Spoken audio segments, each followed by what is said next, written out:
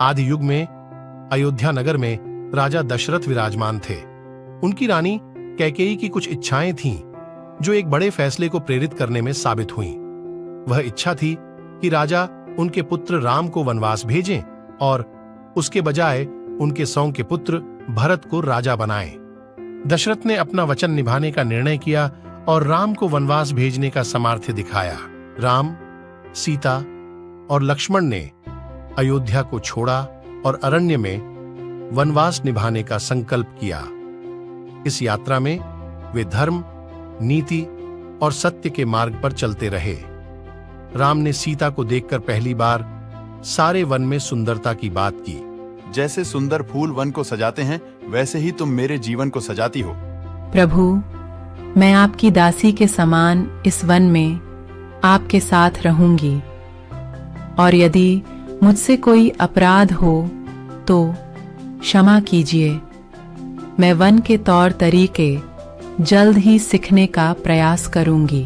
एक दिन कुटिया में सूर्पणखा आई और वो राम की सुंदर छवि में बंध गई। सूर्पणखा ने राम को अपना बनाने का प्रयास किया और सीता को रास्ते से हटाने का प्रयास किया। लक्ष्मण ने क्रोध में सूर्पणखा को उनकी स्वर्णमय खांच में सीमित कर दिया और वो कटी नाक के साथ वहां से भाग गई। सूर्पणखा का भाई रावण था जिसने इस पर प्रतिक्रिया दी और सीता को हरण करने का निश्चय किया।